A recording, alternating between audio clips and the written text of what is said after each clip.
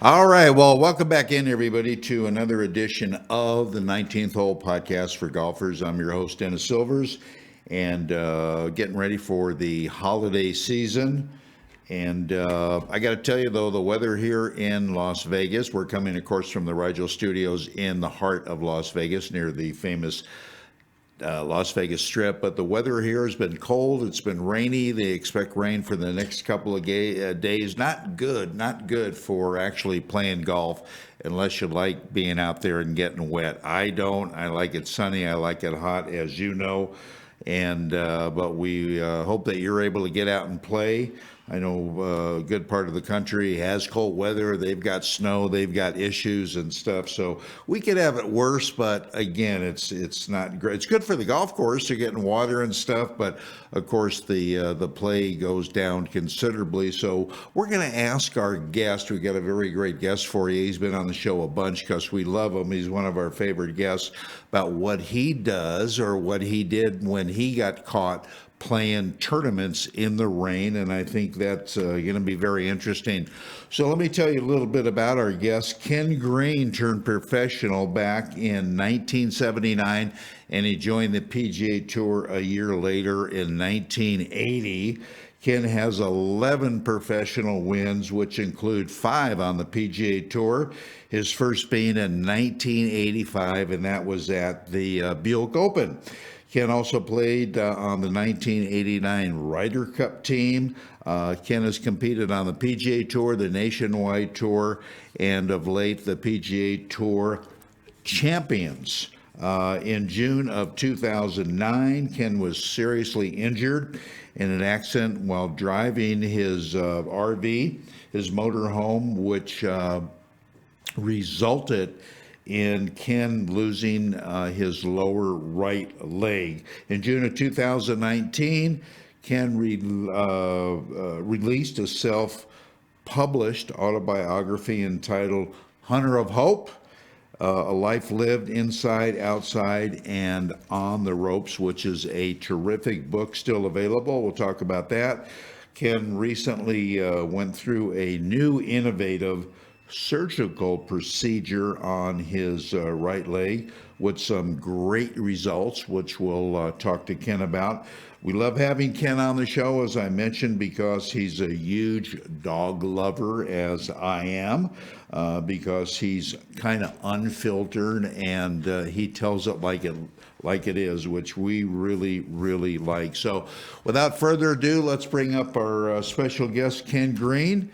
And Ken, welcome to the show. I know you got a lot of stuff going on, but as you know, we enjoy having you on. We appreciate you taking the time out. Always for you, big boy. I mean, I kind of live for you. It's very sad. That's the first time I've heard that. I really like that. Please give us and our listeners, our viewers, an update on your most recent surgery and the progress that you're making. All right, so here, let's see if I can get this right. Oh yeah, okay, all right, All right, they drilled a hole in the tibia, and then they take a rod that's handmade got it. uh, to fit yours, and then you just attach from here. Well, so when I don't have my leg on, it'll stick out to right here. Right. And the mobility and how I get around it's scary how much nicer it is. And it's I can't be happier with it. You know, how it's going to affect my golf, only time will tell because I've just started playing. But it's something the FDA approved about 2.5 years ago in the US. Because they're kind of slow. Although I heard today they approved that pill for the Omicron. Right.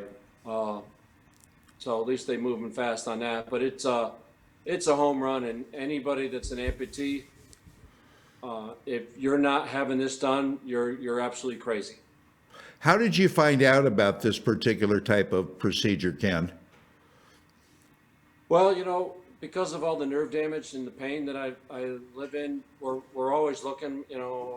Kristen is constantly looking at stuff, and she ran across something, and then we started talking to another doctor, and he's the one that suggested it's called an osseointegration.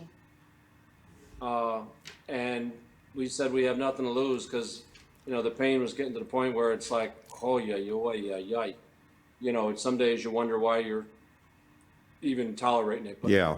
it's it's been a home run. I can't complain. The pain, I have two different kind of pains. The bolts, it's basically like getting tasered.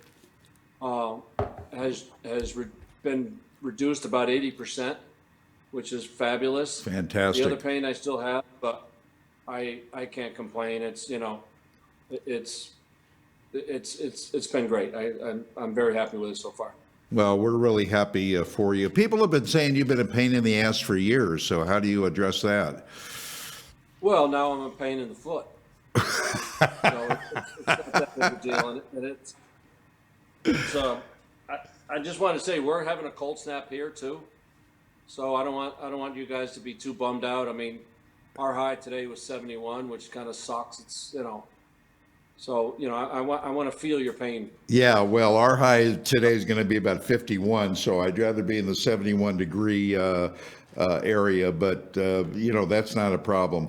Let me ask you this: what are your thoughts about the recent announcement by the USGA, Ken, about an event strictly for disabled golfers? And I believe it's going to be at Pinehurst next year, and it's open to both male and female. Do you know about that? I think it's great. Yeah, I do know about it, and I was ecstatic to hear about it. I'm not a biggest fan of the USGA for obvious reasons. They keep screwing things up, but this is a home run, and I hope it grows to becoming a national championship that the people Yeah. that have a disability of whatever sorts, look forward to it. And maybe they get a chance to play some of the really good golf courses. Pinehurst #6 is great. I plan on playing. Oh, great. I was Um, going to ask you. That's fantastic. yeah, no, I look forward to it. I'm actually going to try to get a little stronger, and it kind of gives me a purpose, so to speak, to try Yeah. to a reason to try to get my game better. Just playing with my friends, I'm not gonna work out or start doing some certain exercises that are golf related, but I am gonna try uh, this time, and in July we'll be here before you know it. So I got to get my lazy fat ass moving. Gotcha. No, that'll be that. I'm so happy that you're going to compete because I was going to ask you about that. Kev, this might seem like an overly broad question, but in your opinion, what's the fastest way for amateurs to improve? There are a lot of different parts of the game, as you well know. Some people just have kind of a natural ability to excel at one part of the game as opposed to another. And you've played with a zillion amateurs and a lot of pro-ams. What do you think is the fastest way for them to improve, and why? Well, believe it or not, the thing that no one ever talks about is learning how to control that inner self. We're always, how we're always talking to ourselves on the golf course. Yeah. Don't do this, or, swing easy or swing harder, do this, do that. And the faster we learn to shut our brain off, the better you're going to play. Whatever your level is, you only make it worse thinking you can do X, Y, and Z. And especially for a newcomer, Right. guys are old like you and I have been playing golf for 40, 50 years. Sometimes it's hard to shut your brain off, and, I can still play pretty good because I've adapted in it. But your average amateur talks themselves out of probably 7, 8 shots a day that if they just quiet their brain and just let it happen would be so much better. And then once you do that, obviously the short game. You know, it's still chipping and putting, chipping and putting. Right. You know, if you're an average 12 handicap, you're hitting 5 or 6 greens a day. So if you can improve that, hitting balls is an absolute waste of time for the average golfer, because they're not going to spend the time needed to really fix the flaw they have. And then how many times you play with a guy who thinks he's doing something, you know, I read this tip, or I listened to Ken Green and I tried this and it's great. And in reality, he's not even doing that. He's just having a good day. Right. And it just, golf is the craziest game, and our brain gets in our way. And it's learning to shut that off and just letting yourself play is going to literally be the fastest way to save multiple shots, and then chipping and putting, chipping and putting. Yeah. I'm a firm believer. If you've got the golf bug, you should have plastic golf balls and chipping in your house with plastic golf balls with just your left hand, and learn how to chip with just your left hand. And once that left arm takes over, your right arm will stop dominating, because most of the time people, they do that flinch move, and it's like you're up here and then, you get that move. Yep. And if people just practice with their left arm only and just chip that way, and you're going to be chipping better before you know it. And No, to me, those are the two simplest, fastest ways. I totally agree with you, and that was well said. When you were starting out, or a little bit on tour, did you work with a mental coach? No, God, we didn't even have them. Plus, I mean, I didn't want to scare anybody. You don't want to be in my head. But in our era, there was no such thing. You had to figure it out yourself, and in a way, it's kind of a negative, in my opinion, today, that some of these guys that kind of don't know how to win on tour. Yeah. It may be because they've got such a team around them that they're not allowed to just do it. You have to do it yourself. You're the one that has the final say in everything you do. Right. Whether it's your wife, your mental coach, your physical fitness coach, your golf teacher, your diet coach. It's like, I wonder how any of us ever even played golf back in the day. I mean, and if all these things are so much better for you, why aren't they playing better? Yeah. Today's top players are no better than my era's top players. And I'd even say they're not even sniffing my era's players. But, that goes to show you how important the mind is. True. I remember when I was going through my nasty divorce and I really lost what little head I had left. I went and saw Bob Rotella, who, this was probably the late 90s. And, I went there for 3 days and I was flawless. And he's like, well, why can't you do this on the golf course when you're playing a tournament? I go, well, I got arrest warrants on me for, not paying my alimony. And I start thinking about the money, and it's hard. I'm like, think of it this way, Bob. If you only made money based on how each one of your players did, you'd be tangled up with all sorts of nerves if your money was based on how your players did. Right. It's all different things. In my case, it was finances, and not seeing my children. Other people, it can be, a love that's gone haywire.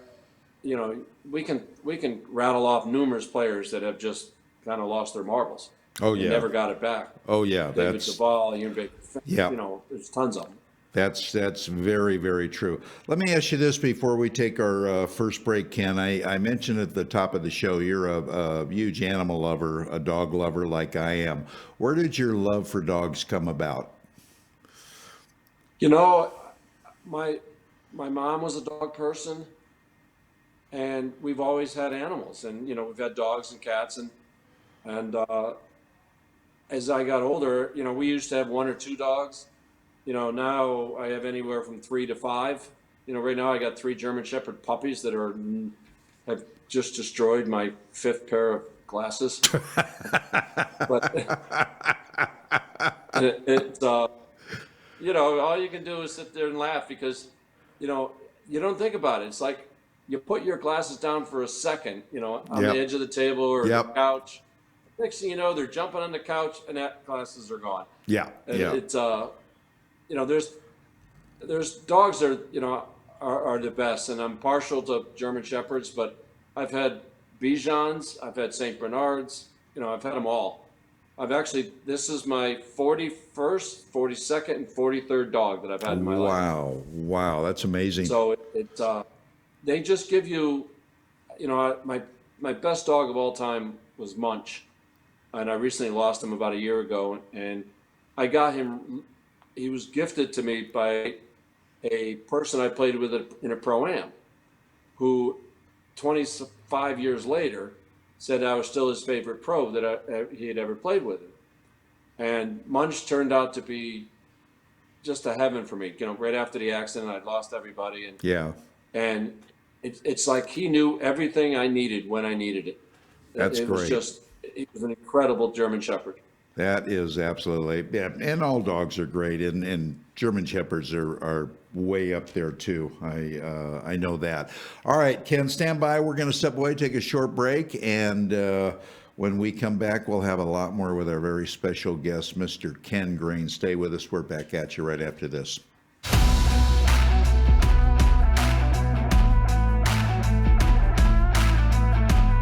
When I first learned about Encore, I was a little taken back because I didn't know much about the ball.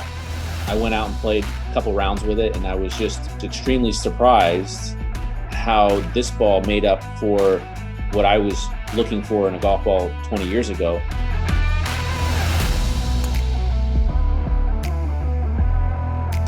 It's a very straight ball. It launches a little higher than other balls that I've used, which is ideal for the tour because we're playing firm and fast greens. A lot of the balls do fly very similar, but this ball reacts so much differently around the greens and inside 100 yards than any other ball I've ever played. The combination of this ball is the best ball that I've ever played.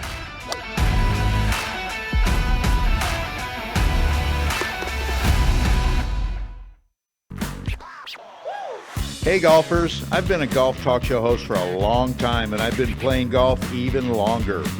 Being in golf media, I've had the chance to play every ball ever made. I've tried them all. Well, my search is finally over because I found the best ball I have ever played with, and more golfers are finding the same thing. I started playing with the Elixir golf ball made by Encore Golf.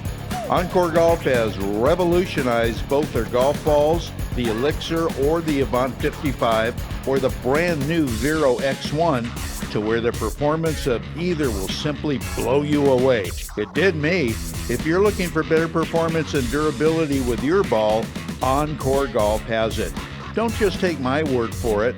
Check them out at EncoreGolf.com and you'll become convinced, as I am, the first time you tee it up with Encore. It's the best performing ball for the price. Go to EncoreGolf.com and see for yourself. Your scorers will love you for it. That's ONCORE Golf.com.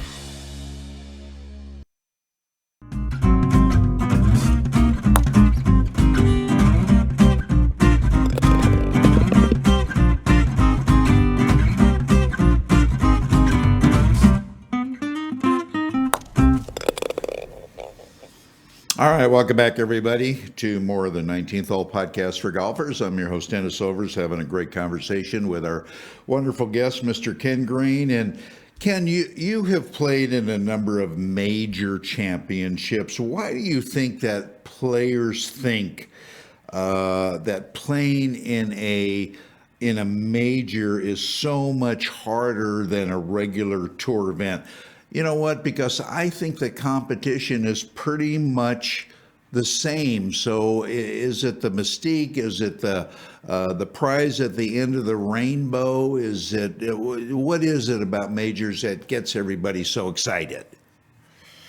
Well, it's funny you ask this because Jack Nicklaus should be credited for, quote, creating major hysteria. prior to Jack, the players of those eras, it was great to win a U.S. Open or a Masters. Sure. But they didn't judge their career based on how many majors. It was just, it was wins. Right. And then Jack came along, and it was brilliant because he decided early he didn't want to play a whole lot of tournaments. He wanted to spend time with his family because he's a huge family man. So he convinces the media, along with Palmer, that life's about the majors, and it was fantastic because it's actually easier for great players to win majors than it is normal tournaments. The Masters is a limited field. There's a time when there's only 40 guys that can pretty much win the golf tournament. Right. Well, your odds are a lot better with 40 than it is 140. And then you have the U.S. Open and the PGA. And the reason it's harder is that guys that are going to panic under the gun, they're going to panic whether it's a major or a regular tournament. But the course at the U.S. Open, the PGA, is set up harder. So it looks like you're panicking more, but in reality, it's just because the course is set up harder. The rough might be higher, or the pins are a little tougher, a little harder, the greens. So, and Jack, he understood that people were going to panic, especially when he was in the gun. Think how conservative he was. He finished second 19 times.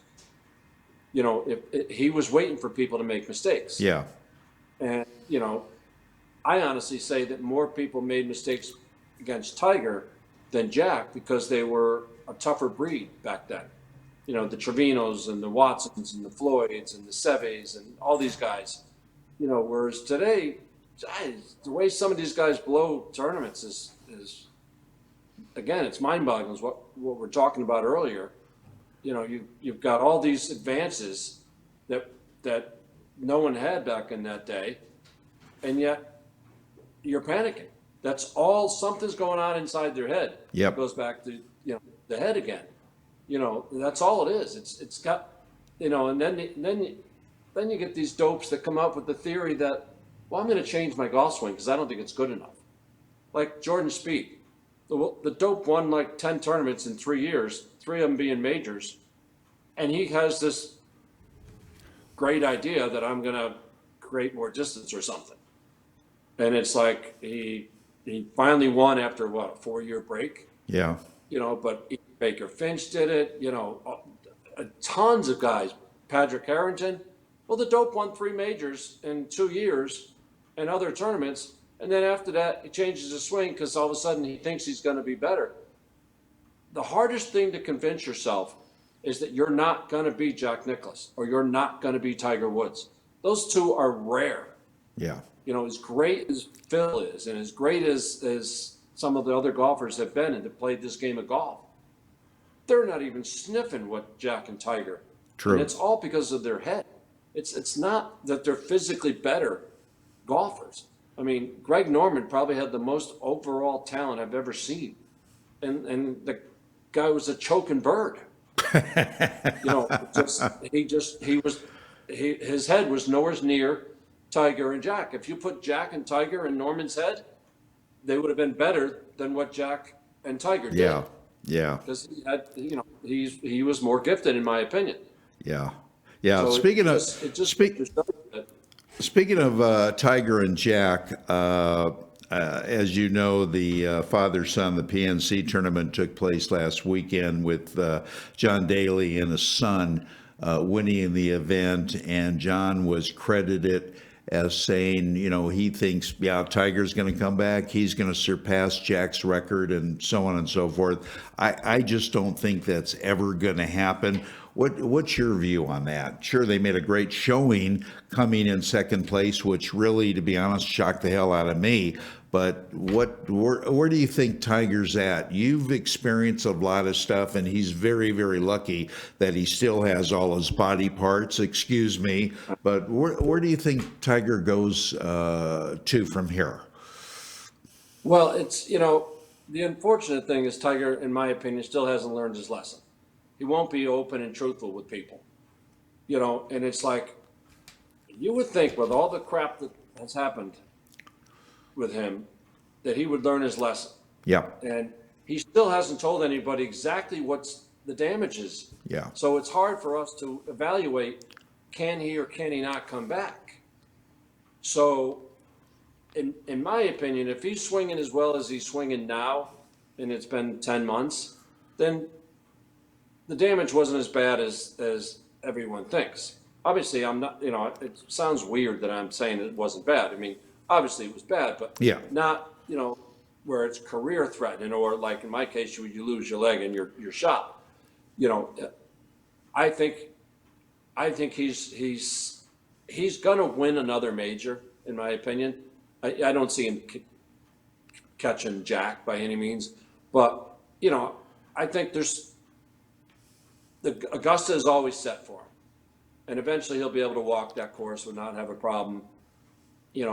And then there's a tournament that comes along. It could be at Pebble one year, or it might be at Torrey Pines, or St. Andrews, that kind of thing. And he still thinks better than any golfer that lives today. He did 20 years ago, and he's still going to do it now. Yeah. So, I do think he has that chance to pick off another, W here and there. But to catch Jack, I'm of the believer that as great as those two are, I do believe Jack is better. Yeah, that's interesting. I don't know. I have a lot of discussion with the other media people. I just don't think he's going to win another major, let alone another tour event. But that remains to be seen. Getting off major, this will be the last question I got for you. What's the hardest major in your opinion to win, and why?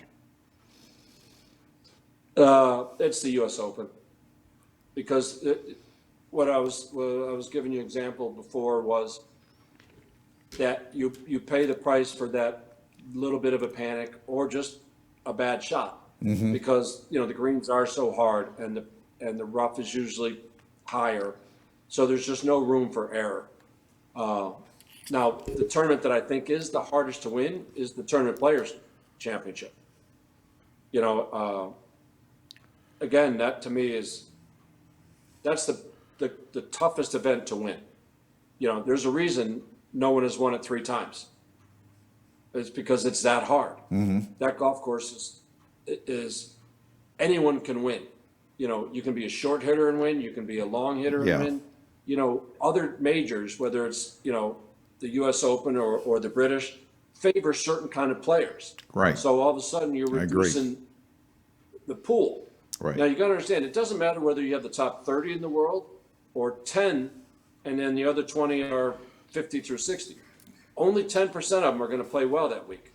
So it's an illusion that, if you have 50 of the best players, it's harder to win. It's not. It's just that of those 50, 5 are going to play well. Right. And then because they're better than everybody else, it becomes harder to win, if that makes sense. It does.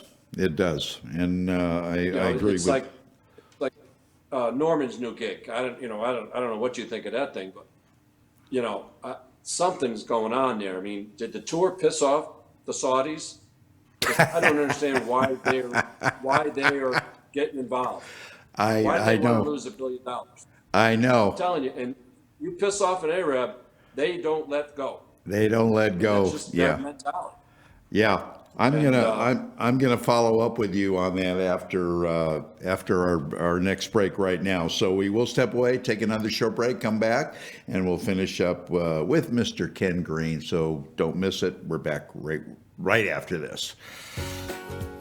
One of the buzzwords happening in golf is the word lag. You hear it all the time, but what is it, and how do I get it? Lag simply is the loading of the club to help produce tons of power in your golf swing. Up until now, getting lag into your swing has been very hard. Introducing the lag shot, a brand new proven training aid being praised by some of the leading PGA Tour instructors across the globe. This practice aid trains your hands, arms and body how to make a powerful, efficient golf swing with an amazing amount of lag. Lag shot is a 7-iron length club with the same loft and lie with a whippy, flexible blue shaft and a beautiful jet black club head.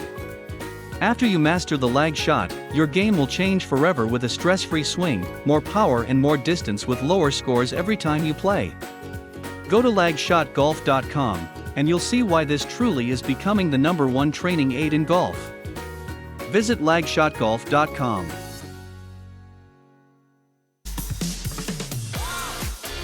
As golfers, we want instant gratification when it comes to a better golf swing and playing better golf. Impossible, you say? Not anymore. Golf Boost Artificial Intelligence (AI) has developed and patented the most advanced swing analysis technology in golf. Simply, the algorithms detect your body position and then analyze your golf swing using their artificial intelligence technology. The AI captures all the relevant data from your swing video and then presents you a personalized lesson. Golf Boost AI is the ultimate swing analysis and virtual instruction system for golfers of all ages and abilities. This sophisticated software takes into consideration your height and build, playing level, and returns the ideal solution for your swing. Bottom line, Golf Boost AI is an incredibly convenient and cost-effective tool for golfers to improve their swing. Go to golfboost.com and check it out. The app is free to download and try. Visit golfboost.com today.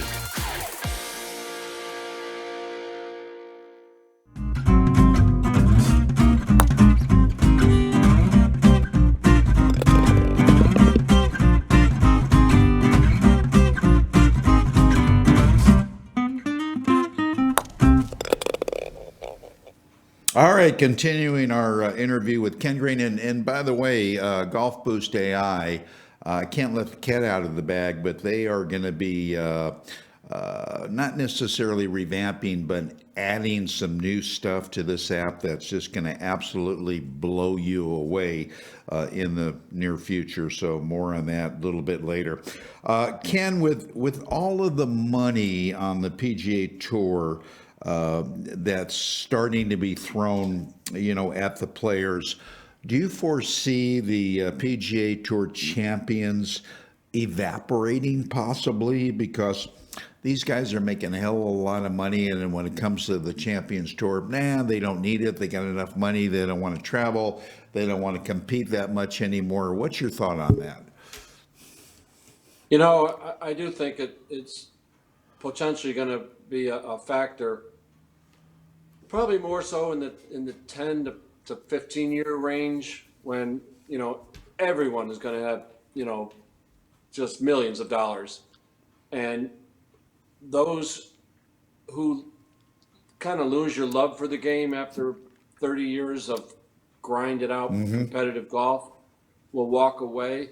But I still think there's going to be enough that love the competition, and the money will be a little bonus to them, but they just love the competition. So I can see the tour maybe turning into like a 12, 13 tournament year, where all the guys that are playing will play all those 12. Yeah.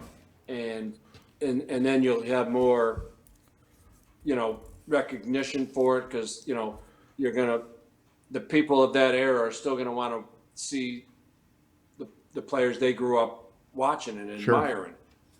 And so I don't know if it's going to go dead, but I do think that they're going to have to revamp the system.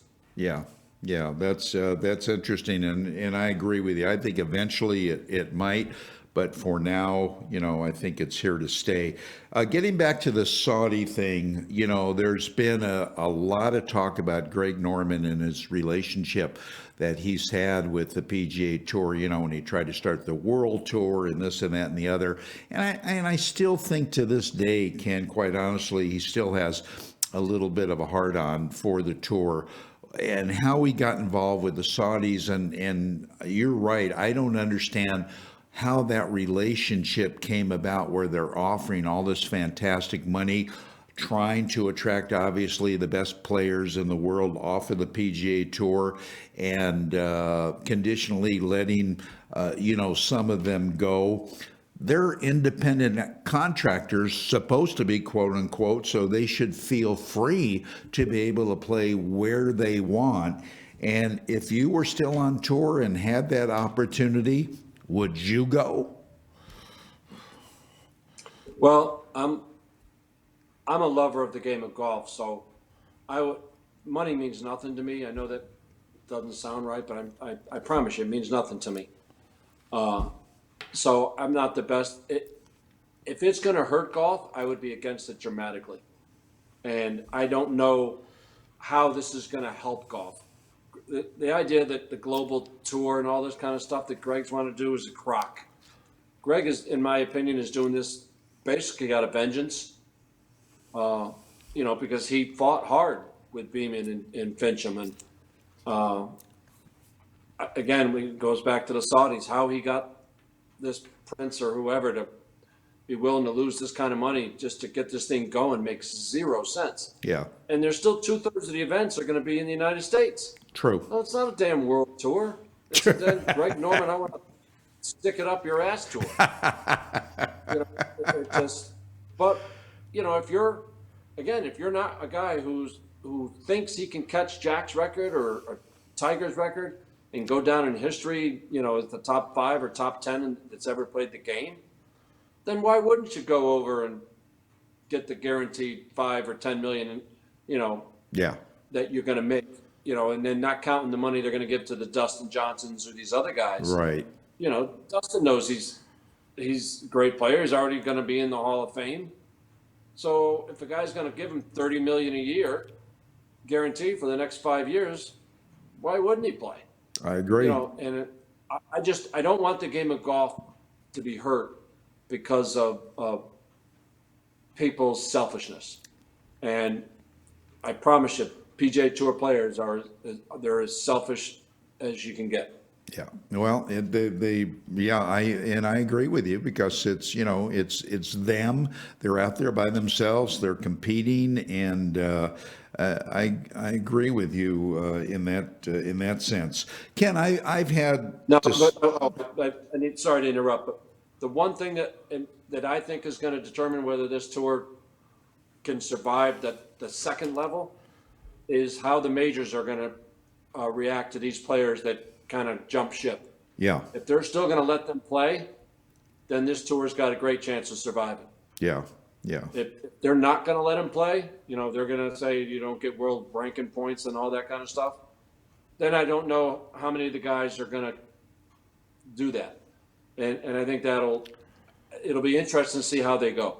Yeah, and I think if that happened, it's going to hurt them.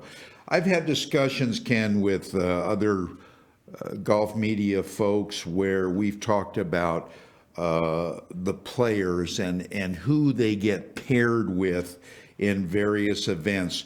Did you find that you were more comfortable with a certain kind of player when you played events, or did it really matter? It really doesn't matter. I mean, you might get paired with someone and oh, this guy's slower than hell, or this guy's a dick, but it's not going to affect how you're going to play. It just up front, all right, I'm going to be able to have a conversation and we're going to have some chats, or this guy's not going to say 2 words to you. Right. And you're going to have to talk to your caddy. So the only time it could possibly get in the way in today's game would be the Brooks and the DeChambeau thing, because the crowd has been a little over the top with DeChambeau. Yeah. I don't know enough about either one of them. All I know is that DeChambeau seems to be saying and talking all the right things, and Brooks, in my opinion, is the one that's coming off as the ass. And it's like, why are you guys you guys are luckier than anybody on the planet. You're making millions of dollars playing a game. Right. And you guys created this idiotic, we hate each other image.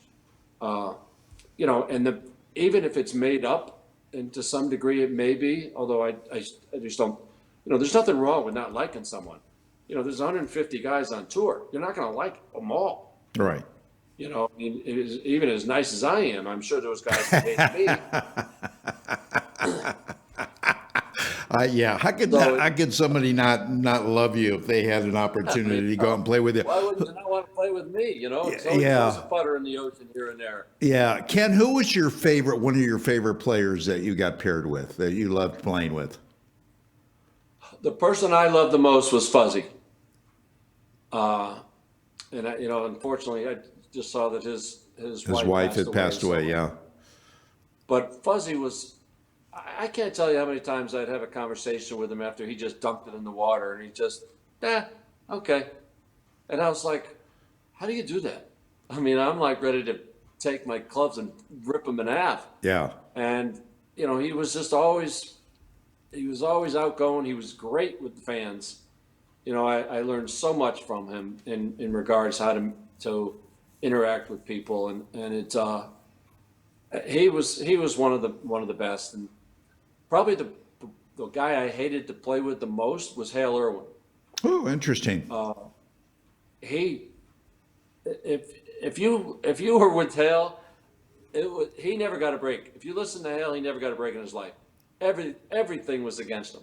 And I'm thinking just like, what are you nuts? You've won 3 U.S. Opens and God knows how many other tournaments. But that was his personality. Yeah. He was just, that's how he was. Yeah. As a person, Hale's a good guy, but to play with on the golf course, it was a nightmare. It was different. It was different. Yeah, I hear you. Anyway, Ken, I'm going to let you go. I just want to wish you all the best. Wish you and yours a very, very Merry Christmas. A great New Year as well. So, what's on the agenda for you in 2022? Well, I do want to wish you a happy Christmas and everybody else also.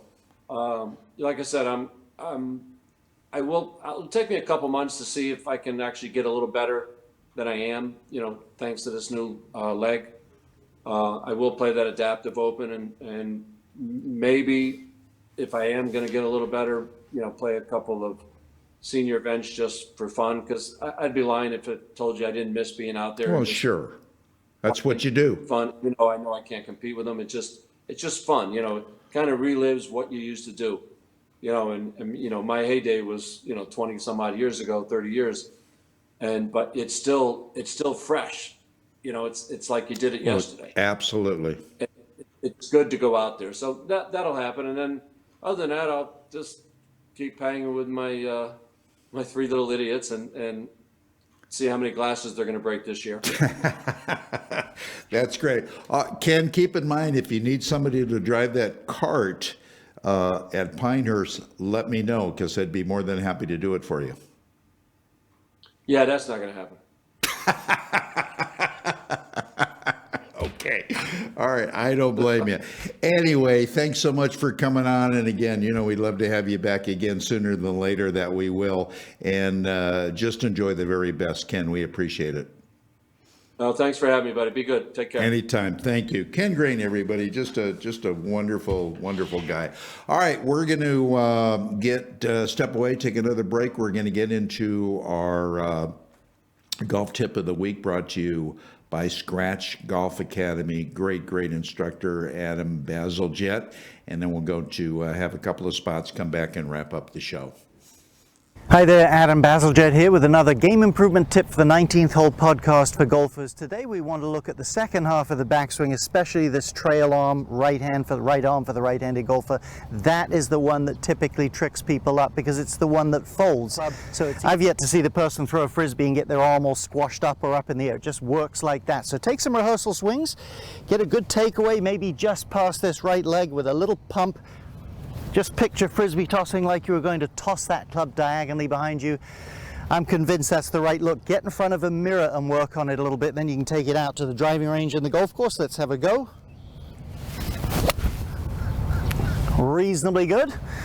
Hope this helps you. Innovation begins at a single point. Elements, each with their unique character. Fire-forged steel creates unprecedented control. Chemistry delivers a touch so soft, combined to create a level of performance previously unimagined. Like magic, the Elixir, the new tour ball, from Encore.